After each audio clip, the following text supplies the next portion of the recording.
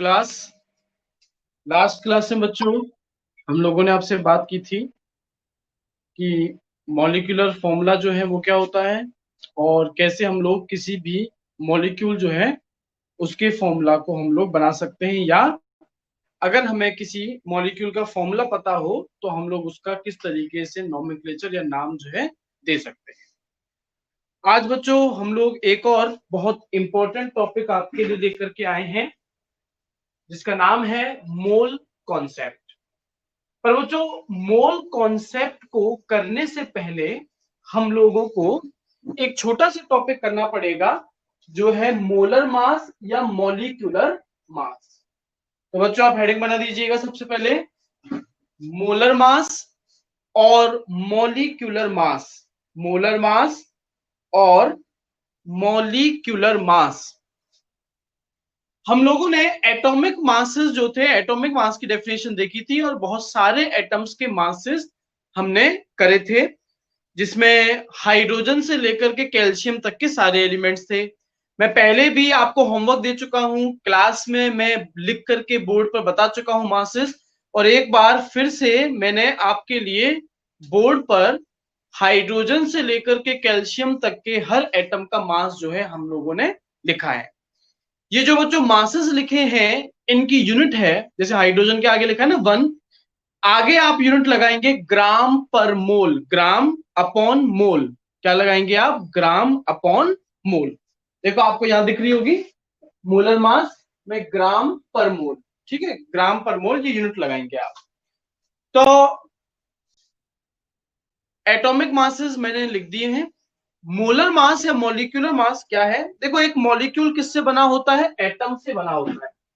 अगर एक मॉलिक्यूल के अंदर आने वाले सारे एटम्स के मासेस को मैं जोड़ दूं तो जो मेरे पास में रिजल्ट आएगा उसी को हम लोग बोलते हैं मोलर मास या फिर मॉलिक्यूलर मास। मैं फिर से बच्चों बता रहा हूं, अगर मैं एक मॉलिक्यूल के अंदर आने वाले सारे एटम्स को जोड़ दूं, टोटल कर दूं, तो जो मास मेरे पास में आएगा उसी को हम लोग क्या बोलेंगे?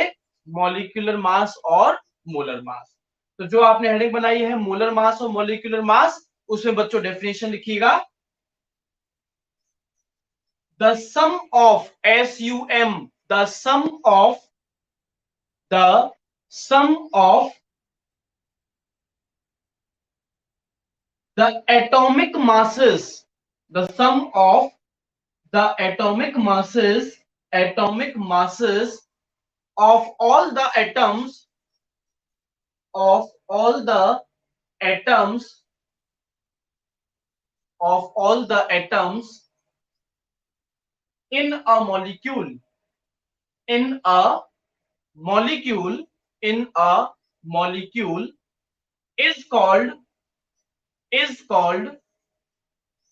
molar mass or molecular mass, is called molar mass or molecular mass। तो एक मॉलिक्यूल में टोटल जितने एटम्स हैं उन सभी एटम्स के मासेस को जोड़ दो तो आपके पास में आ जाएगा उस मॉलिक्यूल का मोलर मास या फिर मॉलिक्यूलर मास। ठीक है, एग्जाम्पल के तौर पर मैंने देखो बहुत सारे मॉलिक्यूल्स यहां पर बनाए हैं। सबसे पहले मैं हाइड्रोजन सल्फेट, या बच्चों आप इसको सल्फ्यूरिक एसिड नाम से भी बोल सकते हो, सल्फ्यूरिक एसिड, इसका मैं मोलर मास कैलकुलेट करने जा रहा हूं। यहां टोटल मैं देख रहा हूं कि हाइड्रोजन के कितने एटम्स हैं? 2 एटम्स है। एक हाइड्रोजन के एटम का मास कितना है? 1। तो टोटल हाइड्रोजन की वजह से कितना हो गया? 2 मल्टीप्लाई बाय 1। प्लस सल्फर का एक ही एटम है और सल्फर के एक एटम का मास कितना है? 32। तो 1 मल्टीप्लाई बाय 32। प्लस ऑक्सीजन के टोटल कितने एटम है? 4, और एक ऑक्सीजन के एटम का मास कितना है? 16। तो 4 मल्टीप्लाई बाय 16। तो ये मेरे पास में आएगा 2 प्लस 32 प्लस 64। और बच्चों इन्हें अगर मैं जोड़ दूं तो आंसर आएगा 98, और यूनिट क्या लगानी है? ग्राम पर मोल, ग्राम अपॉन मोल। तो H2SO4 का मोलर मास, मॉलिक्यूलर मास मैंने जब कैलकुलेट किया, कैसे मैंने कैलकुलेट किया, उसमें टोटल जितने भी एटम्स थे उन सभी एटम्स के मासेस को मैंने जोड़ दिया। देखो बच्चों, या तो मैं कर सकता था कि mass of one hydrogen plus mass of one hydrogen plus mass of sulphur plus mass of oxygen, ऐसा 4 बार करता, या फिर मैं सीधा सीधा एक हाइड्रोजन के मास को मैंने 2 से मल्टीप्लाई किया। क्यों? क्योंकि टोटल H2SO4 में हाइड्रोजन के 2 एटम है। फिर मैंने सल्फर के मास से जोड़ दिया, फिर मैंने एक ऑक्सीजन के एटम को 4 से मल्टीप्लाई किया, क्योंकि यहां पर टोटल ऑक्सीजन के 4 एटम्स है। तो ऐसे करके मैंने जोड़ जाड़ करके मेरा आंसर कितना ले आया, 98 ग्राम पर मोल। अब बच्चों ये तुम सीख गए होंगे कि तुम्हें मोलर मास कैसे कैलकुलेट करना है। तो अब यहां सभी के एटॉमिक मासेस राइट साइड में लिखे हुए हैं ग्रीन मार्कर से, और बाकी जो सब हैं इन सबके एटॉमिक मासेस अभी की अभी मोलिकुलर मास तुम्हें लिखने हैं, और फिर उसके बाद में मैं आंसर बताऊंगा, तो फिर आप क्रॉस चेक कर लेना कि कौन सा आंसर जो है सही है और कौन सा गलत।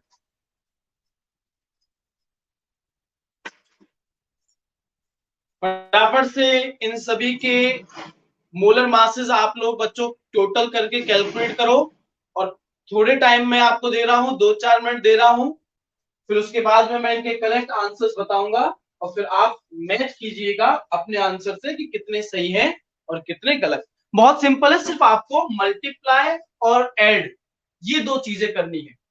आपकी हेल्प के लिए मैंने एटॉमिक मासेस राइट साइड में लिख दिए हैं। अगर आपको याद नहीं है, वैसे तो याद होने चाहिए, पर अगर याद नहीं है तो आप यहां से देख करके कर सकते हैं अपने आंसर।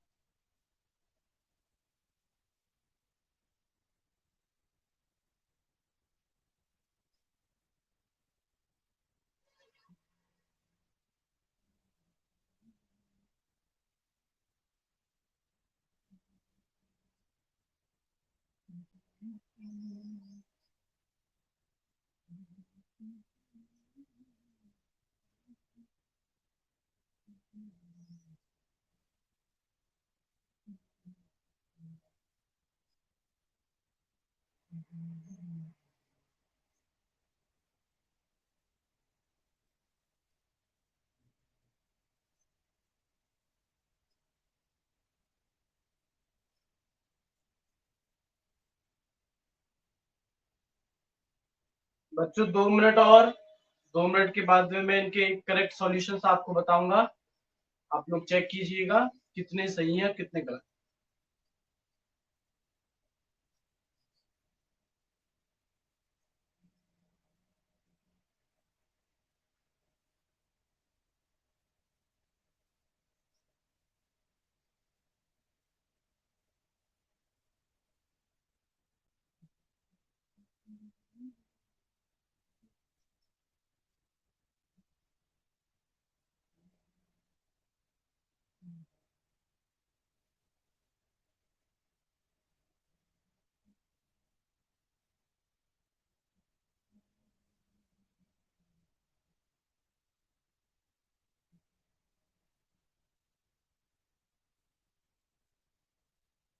NaOH को सोडियम हाइड्रोक्साइड बोलते हैं, CaCO3 को कैल्शियम कार्बोनेट, H2O तो आपको पता ही है वाटर, CO2 को कार्बन डाइऑक्साइड, NH3 जो है उसे अमोनिया बोलते हैं, C6H12O6 इसे ग्लूकोज, ये बच्चों ग्लूकोज का फॉर्मूला है। Na2CO3 को सोडियम कार्बोनेट, HNO3 को बोलते हैं nitric acid, NaCl sodium chloride, HCl hydrochloric acid कहलाता है, और बाकी H2 जो है वो dihydrogen, N2 dinitrogen, O2 dioxygen. H2 जो है वो हाइड्रोजन का मॉलिक्यूल है, हाइड्रोजन गैस है। N2 नाइट्रोजन का मॉलिक्यूल है, नाइट्रोजन गैस है। O2 ऑक्सीजन का मॉलिक्यूल है, ऑक्सीजन गैस है। और S8 जो है वो सल्फर का मॉलिक्यूल है।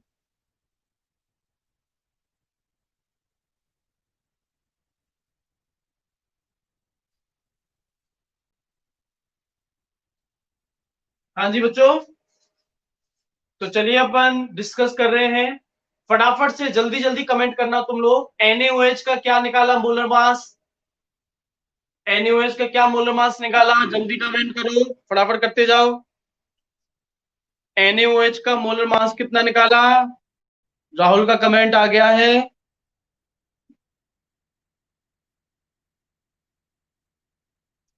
ठीक है बेटा मनीष, यूनिट मत लगाओ, मैं समझ गया, यूनिट ग्राम पर मोल है। ठीक है, बिल्कुल सही। जो मेरे पास में 3 जवाब आए हैं वो एकदम सही हैं। और वो जवाब है क्या? NaOH के लिए आंसर आया है 40 ग्राम पर मोल। ठीक है, फटाफट से कैल्शियम कार्बोनेट का मोलर मास कमेंट करो। कैल्शियम कार्बोनेट का मोलर मास, राहुल का जवाब आ गया है। ठीक है विशाखा, मनीष ठीक है बेटा, सही जवाब है 100 ग्राम पर मोल। जल्दी से H2O वाटर का मास कमेंट करो। वाटर का मोलर मास कितना आया? ठीक है राहुल।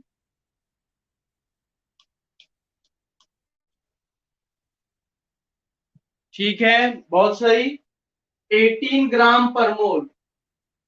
CO2 का कमेंट करो। CO2 का कितना आया? ठीक है राहुल, सही है बेटा एकदम जवाब। ठीक है विशाखा, 44 ग्राम पर मोल। अमोनिया का बताओ बच्चों, अमोनिया NH3। ठीक है राहुल, सही है बेटा जवाब तुम्हारा। ठीक है, 17 ग्राम पर मोल। अच्छा ग्लूकोज का बताओ, ग्लूकोज का कितना आया? C6H12O6 ग्लूकोज का। ठीक है राहुल, कैलकुलेटर की हेल्प से तो नहीं कर रहे तुम लोग? ठीक है, 180 ग्राम पर मोल। सोडियम कार्बोनेट का बताइए, सोडियम कार्बोनेट का। नहीं राहुल बेटा, इस बार गलत है, 100 नहीं आ रहा सोडियम कार्बोनेट का। और किसी ने कैलकुलेट किया हो? विशाखा, सोडियम कार्बोनेट 100 नहीं है।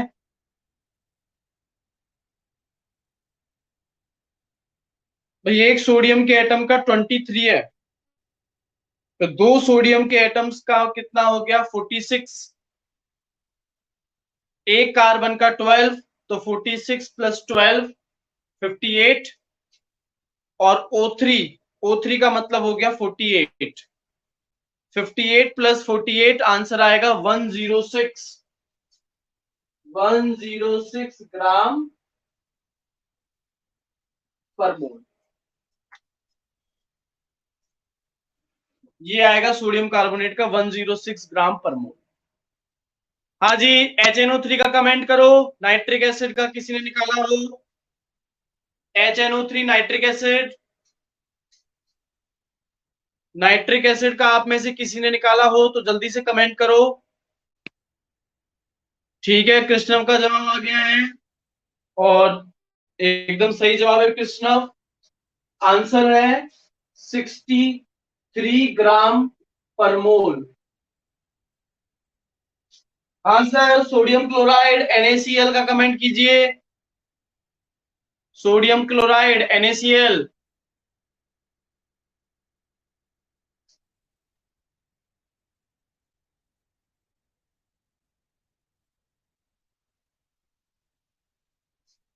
सोडियम का 23, क्लोरीन का 35.5। और अगर आप दोनों को जोड़ दें तो कितना आ रहा है आंसर? 58.5 ग्राम पर मोल। 58.5 ग्राम पर मोल। HCl का बताओ, हाइड्रोक्लोरिक एसिड का कितना आया? HCl hydrochloric acid. ठीक है कृष्ण, सही है तुम्हारा जवाब। 36.5।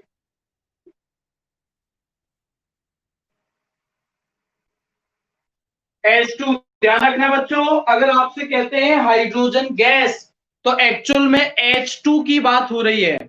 H2 का कितना आया, बड़ा आसान है, कितना आया होगा, 2 ग्राम पर मोल। जब आपसे कहें नाइट्रोजन एटम, तो N की बात हो रही है, पर अगर कहते हैं नाइट्रोजन गैस, तो N2 की बात हो रही है। तो नाइट्रोजन गैस का कितना आया, 28।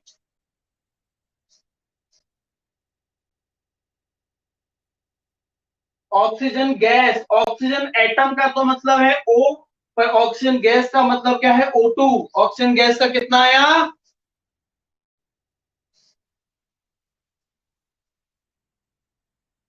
ठीक है, 32। ऑक्सीजन गैस का आया बच्चों 32 ग्राम पर मोल। हाँ जी, S8 सल्फर के मॉलिक्यूल का कितना आया,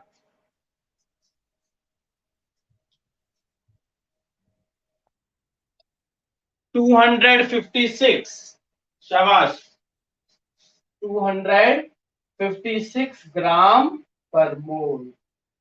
तो बच्चों आप लोगों को मोलर मास या मॉलिक्यूलर मास जो है वो तो एकदम क्लियर हो गया है, समझ में आ गया है कि कैसे किस मॉलिक्यूल का मास निकालना है। अब ध्यान से सुनना, एग्जाम के अंदर मैं ये जो टेबल राइट साइड में बनाई है ना, ऐसी कोई टेबल नहीं दूंगा, तुम्हें याद होने चाहिए।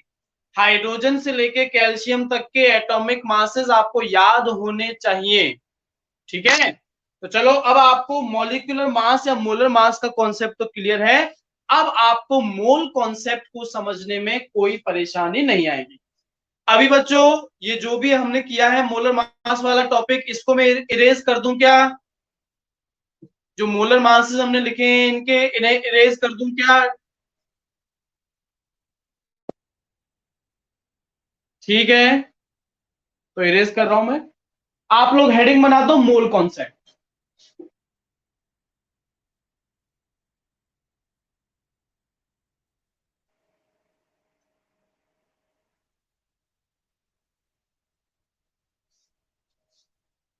हेडिंग बना दीजिएगा बच्चों, मोल कॉन्सेप्ट।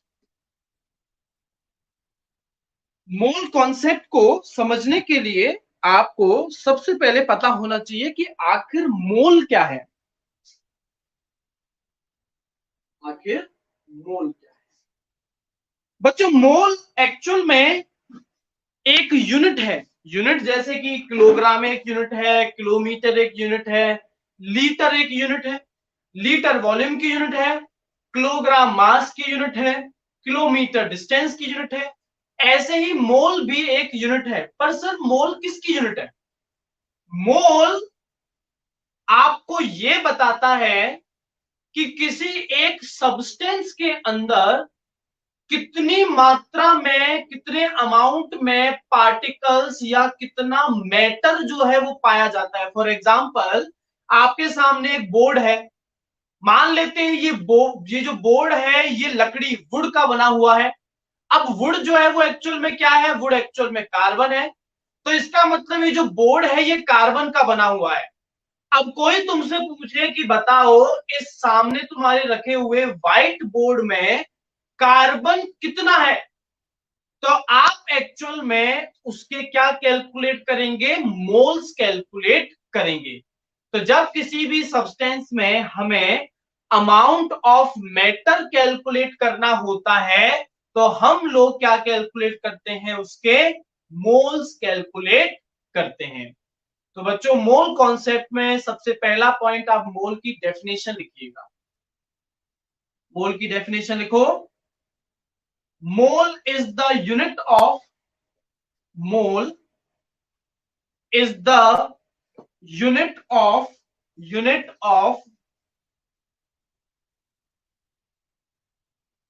अमाउंट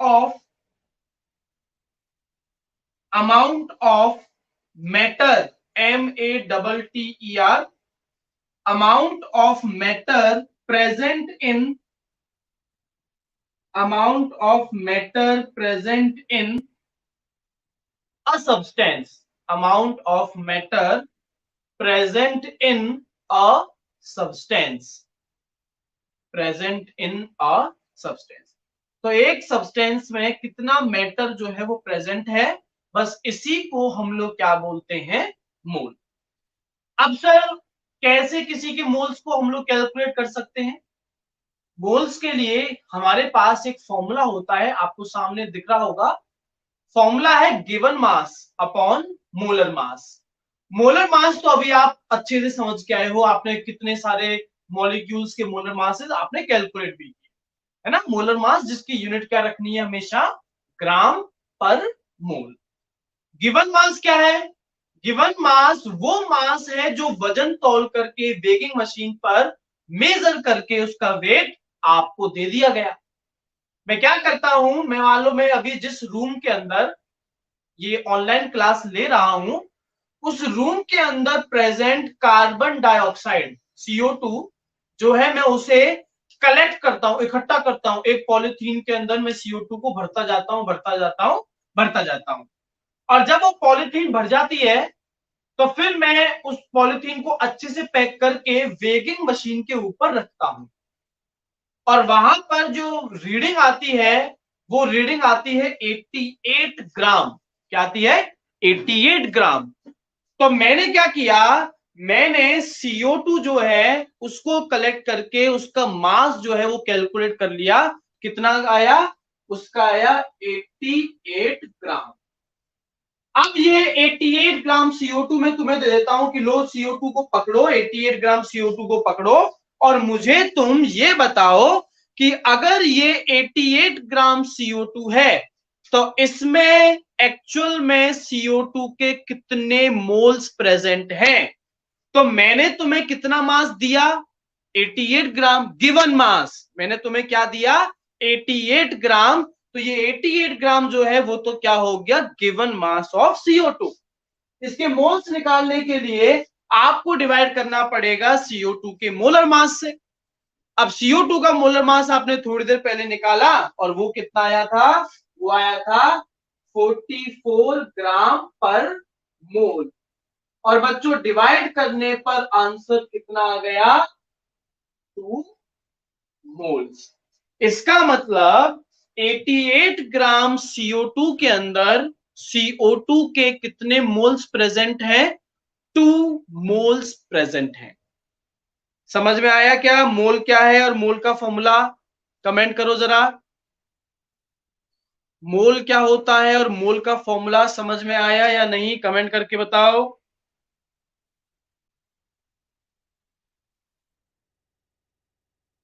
ठीक है, अच्छी बात है। तो बच्चों आप लोग मोल्स का फॉर्मूला लिख लो सबसे पहले, given mass upon molar mass. और याद रहे वैसे मास की ऐसा यूनिट किलोग्राम है, पर अगर क्वेश्चन में आपको वैल्यू किलोग्राम में गिवन है तो बच्चों उसे ग्राम में कन्वर्ट करना पड़ेगा।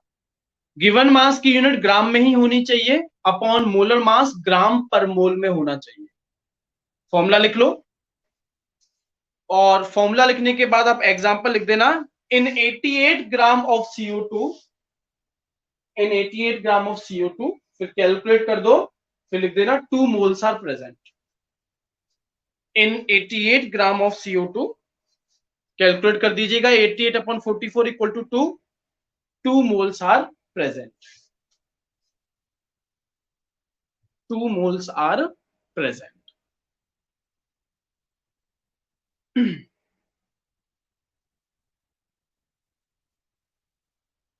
तो आपको गिवन मास पता हो और मोलर मास तो आप कैलकुलेट कर ही लेंगे। मोलर मास आप कैलकुलेट कर लेंगे तो आसानी से आप मोल्स निकाल सकते हैं। तो बच्चों अगर आपको मोल्स में बता दूं, मतलब मोल्स की वैल्यू दे दूं, मोलर मास आप कैलकुलेट करके रख ही लोगे, तो आप गिवन मास को भी कैलकुलेट कर सकते हैं। ठीक है, तो चलो एक क्वेश्चन करके दिखाओ मुझे। एक क्वेश्चन लिखो, what amount of calcium carbonate, what amount of calcium carbonate. अब बच्चों मैंने देखो क्या किया, मैंने कैल्शियम कार्बोनेट नाम बता दिया, तुम्हें फॉर्मूला नहीं बताया। क्यों? क्योंकि फॉर्मूला कैसे बनाना है ये तुम लोग सीख चुके हो। तो तुम्हें अगर कैल्शियम कार्बोनेट का मोलर मास निकालना है तो तुम्हें उसका फॉर्मूला पता होना चाहिए। ठीक है, तो बहुत ये सारे कॉन्सेप्ट एक दूसरे से जुड़े हुए हैं। What amount of calcium carbonate is present in 3 moles, is present in 3 moles. तो 3 मोल कैल्शियम कार्बोनेट में CaCO3, ये होता है फॉर्मूला, कैल्शियम कार्बोनेट का कितना मास प्रेजेंट है।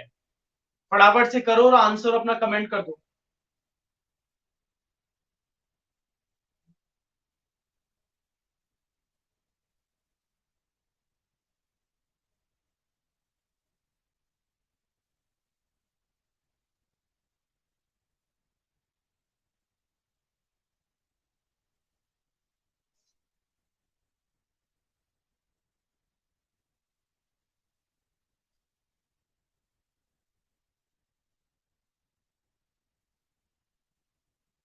आंसर बच्चों कमेंट कर दो। ठीक है, कृष्णा, कृष्णा का कमेंट आया है, और किसी का?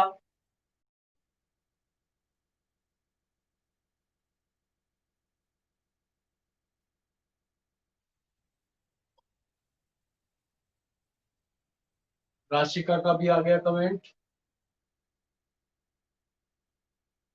नहीं बेटा राहुल, तुम गलत ट्रैक पर चले गए। दिव्या का भी आ गया। ठीक है बच्चों, तो जो मेरे पास में कमेंट आए हैं वो सारे जवाब एकदम सही हैं। आंसर आपका आ रहा है 300 ग्राम्स। आपको मोल्स पता थे, मोलर मास आपने CaCO3 का कैलकुलेट कर लिया, वो आया होगा 100 ग्राम पर मोल। तो गिवन मास को आपको कैलकुलेट करना है तो 3 को मल्टीप्लाई करना पड़ेगा 100 से, और आंसर आ जाएगा आपका 300 ग्राम। 300 ग्राम। तो ऐसे आप क्या निकाल सकते हैं बच्चों, मोल्स निकाल सकते हैं। ठीक है, अब आगे और देखो बच्चों, मोल कॉन्सेप्ट में एक बहुत महान साइंटिस्ट थे जिनका नाम था एवोगैड्रो। आपको नाम लिखा हुआ दिख रहा होगा। एवोगैड्रो जो थे उन्होंने बहुत मेहनत की, बहुत सारे एक्सपेरिमेंट परफॉर्म किए, बहुत सारी कैलकुलेशंस की, और वो सारी कैलकुलेशन करने के बाद वो एक रिजल्ट पर पहुंचे, और वो रिजल्ट ये था कि 1 मोल सब्सटेंस जो होता है उसके अंदर कितने पार्टिकल्स होते हैं, 6.022 इंटू 10⁻⁻23 पार्टिकल्स। एवोगैड्रो ने बताया कि 1 मोल का मतलब क्या होता है, 1 मोल का मतलब होता है 6.022 इंटू 10⁻⁻23 पार्टिकल्स, जो कि एक कांस्टेंट, जो कि एक फिक्स वैल्यू है। और इस कांस्टेंट वैल्यू को रिप्रेजेंट करते हैं Na, या फिर कई बुक्स में इसको रिप्रेजेंट किया जाता है N0 से, N और उसके बॉटम पर 0। इस नंबर को बोलते हैं एवोगैड्रोज नंबर, एवोगैड्रोज नंबर। तो बच्चों ये नंबर आप लिख लो एज इट इज, जैसे मैंने लिखा है, और फिर मैं आपको 1 मोल की डेफिनेशन लिखवाता हूं।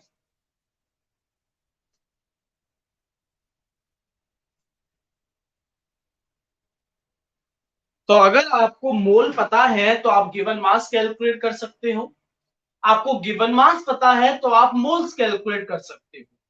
और बच्चों एक बार अगर आपको मोल्स पता लग गए तो अब आप चाहें तो ये पता लगा सकते हैं कि उसके अंदर कितने टोटल पार्टिकल्स प्रेजेंट रहे होंगे। ठीक है, तो बच्चों आप डेफिनेशन लिखो 1 मोल की। देखिएगा, according to Avogadro, according to Avogadro, according to Avogadro, comma, a substance, a substance containing, a substance containing 6.022 6.022 into 10 raised to the power 23 particles, 6.022 into 10 raised to the power 23 particles is said to be, SAID, is said to be 1 mole, is said to be 1 mole। तो एक ऐसा substance जिसमें 6.022 into 10 raise to the power 23 particles हो, उसे कहा जाता है 1 मोल। ठीक है बच्चों, तो अब अगर तुम्हें मोल पता लग जाए तो तुम बड़ी आसानी से पता लगा सकते हो कि तुम्हारे पास कितने पार्टिकल्स प्रेजेंट हैं। ठीक है, तो मैं एक क्वेश्चन दे रहा हूं, जरा उसको सॉल्व करके दिखाइए। क्वेश्चन लिखो बच्चों, calculate number of calculate number of calculate number of molecules present calculate number of molecules present in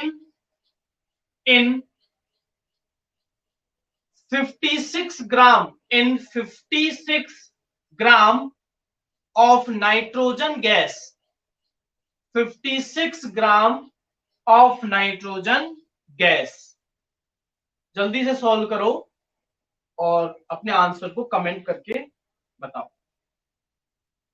आपको ये पता करना है कि कितने मॉलिक्यूल्स प्रेजेंट रहे होंगे किसके अंदर, 56 ग्राम नाइट्रोजन गैस के अंदर।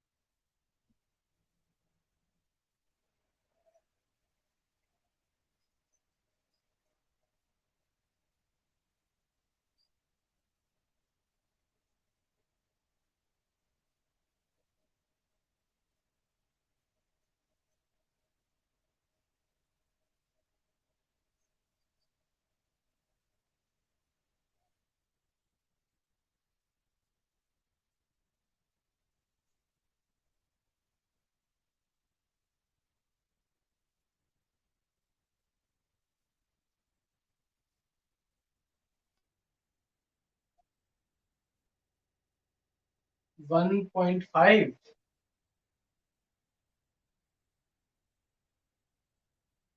गलत जवाब है। 1.5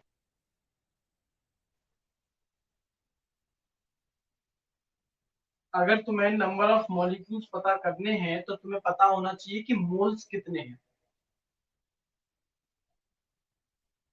और मोल्स तुम कैसे निकालोगे, गिवन मास तुम्हें क्वेश्चन में गिवन है, मोलर मास तुम कैलकुलेट करोगे, डिवाइड करके आप आंसर निकालेंगे। तो क्वेश्चन में गिवन मास जो आपको दे रखा है वो कितना है, राधिका कमेंट 11 ना बेटा गलत है भाई। गिवन मास 56 ग्राम। ये 56 ग्राम तुम्हें क्या दिया है, नाइट्रोजन गैस। नाइट्रोजन गैस का फॉर्मूला क्या होगा, N2। तो मोलर मास क्या आएगा N2 का, N2 का मोलर मास आएगा 28। डिवाइड करने पर मोल्स कितने आ जाएंगे, मोल्स आ जाएंगे 2 मोल्स। कितने मोल्स आ गए, 2 मोल्स। भाई तुम्हें पता है 1 मोल में इतने मॉलिक्यूल्स होंगे, तो 2 मोल्स में कितने होंगे, इस वैल्यू को एवोगैड्रोस नंबर को मल्टीप्लाई किससे कर दो, 2 से मल्टीप्लाई कर दो। भाई अगर एक आम 50 ग्राम का है तो 2 आम कितने ग्राम के हो गए, 100 ग्राम के हो गए ना। तो अगर एक मोल 6.022 इंटू 10 की पावर 23 मॉलिक्यूल्स कैरी करता है तो 2 मोल्स कितने कैरी करेंगे, इस वैल्यू को 2 से मल्टीप्लाई कर दो, आंसर आ जाएगा 12.044 into 10 raise to the power 23 nitrogen molecule.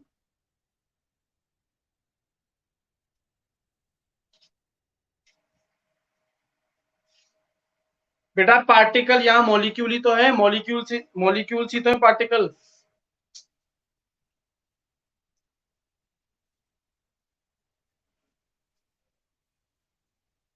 तुमने जो कमेंट किया था 1.5, वो 1.5 तो कहीं आ ही नहीं रहा। ठीक है, सॉल्यूशन बना लो, एक और क्वेश्चन देता हूं ऐसा ही।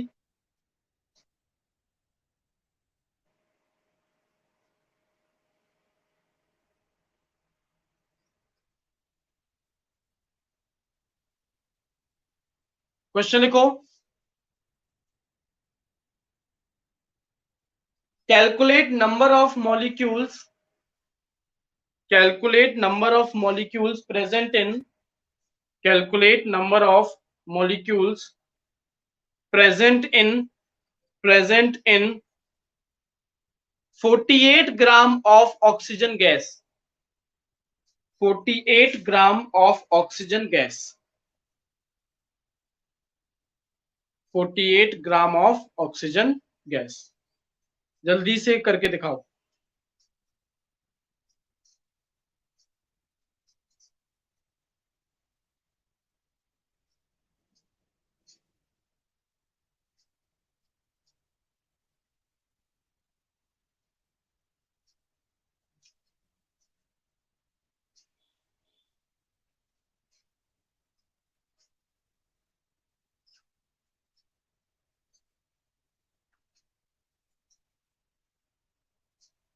Forty eight gram of oxygen gas में आपको टोटल नंबर ऑफ मॉलिक्यूल्स पता करने हैं।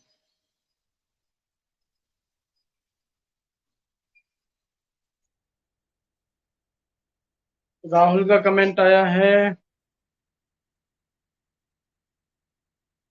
नहीं बेटा राहुल गलत है भाई। गिवन मास है 48, 48 तुम्हें 48 ग्राम क्या दिया है, O2 दिया है। O2 का मोलर मास कितना आएगा, एक ऑक्सीजन का 16 है, दो ऑक्सीजन ही तो है, तो कितना हो गया तुम्हारा 32, कितना हो गया आपका 32 हो गया। अगर आप इसे डिवाइड कर दें तो ये आपका आ जाएगा 3/2। हाँ कृष्ण बेटा, हाँ कृष्ण, क्या राहुल, राहुल ने कमेंट किया था, हाँ सही है। तो आपके पास में कितने आ जाएंगे, आपके पास में बच्चों ये आंसर आएगा 3/2, या आप इसको लिख सकते हैं 1.5, 3/2 या फिर 1.5 मोल। ठीक है, अब तुमको क्या करना है, अब तुम्हें इस 1.5 मोल्स को एवोगैड्रोस नंबर से क्या कर देना है, मल्टीप्लाई कर देना है, और जो आंसर आएगा 9.033, 9.033 इंटू 10⁻23 O2 मॉलिक्यूल्स, ये आपके पास में आंसर आपका आ जाएगा। तो बच्चों आपको अपनी टेक्स्ट बुक एनसीईआरटी के वो सारे क्वेश्चंस परफॉर्म करने हैं जो कि मोल्स से या फिर नंबर ऑफ पार्टिकल से जुड़े हुए हैं। और नेक्स्ट क्लास में आपको जो डाउट आए हैं, जो क्वेश्चंस एनसीईआरटी के मोल कॉन्सेप्ट के सॉल्व नहीं हुए, हम लोग उनको डिस्कस करेंगे, और अगर कोई डाउट नहीं आएगा तो फिर हम लोग चैप्टर को खत्म करेंगे। तो चलिए आपसे मैं मिलूंगा नेक्स्ट क्लास के।